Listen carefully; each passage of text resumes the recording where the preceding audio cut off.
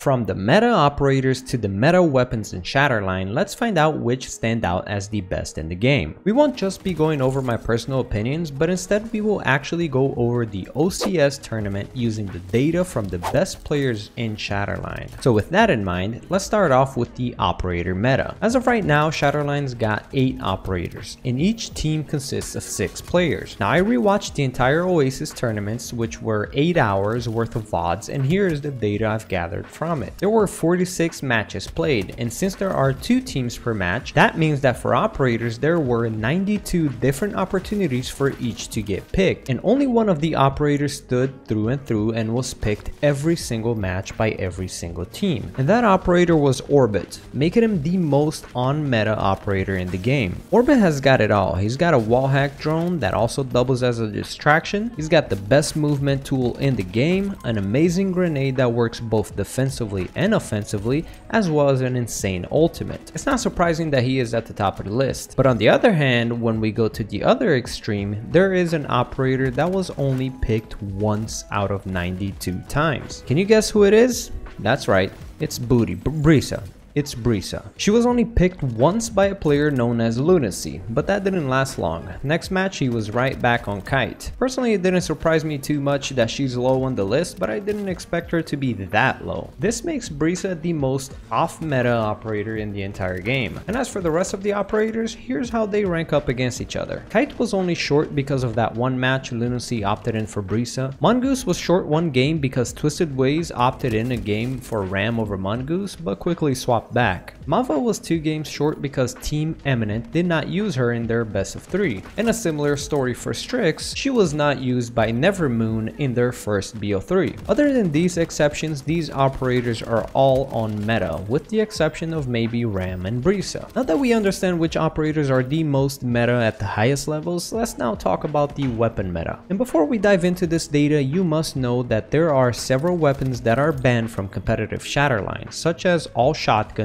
including the Lupara, the Pylum, and all 3 DMRs. Although we will talk about their place in the meta later on in this video. And also, here is how the data will work. There were 46 games, 2 teams per game, and we've got 92. Times that by 6 players per team, and we've got 552 times where a weapon could have been used. Now in my data I only included weapons that a player used for the majority of the game. I did not count if a player swapped weapons mid-game to use it for a minute or 2 before swapping back, although these situations were quite rare. And now to start off, let's go with the most off-meta weapons. There are 4 different weapons that were not used at all by even a single player, and those 4 weapons were the Tier 5 Sniper Reaper, the Tier 1 SMG Draken, the Tier 5 SMG Tornado, and the Tier 4 AR Conciliator.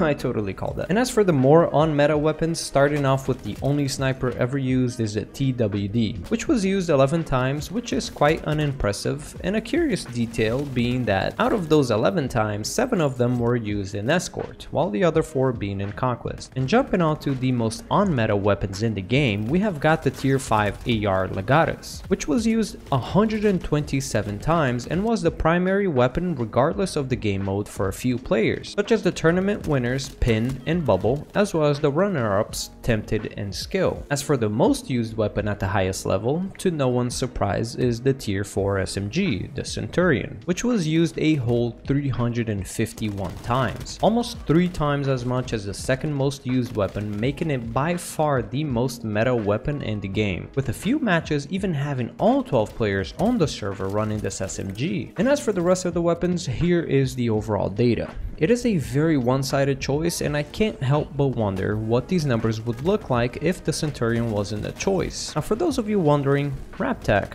what about the sidearms? The thing is, I did not track sidearms, but I will say this from watching the entire VOD. The Tier 4 pistol was equipped at least like 75% of the time, with a few players opting in for the Tier 1 strictly with the burst fire mod, and a tiny amount of players that used the Tier 2 pistol, with the Coverina being seen only a handful of times. Now what about outside of the competitive world?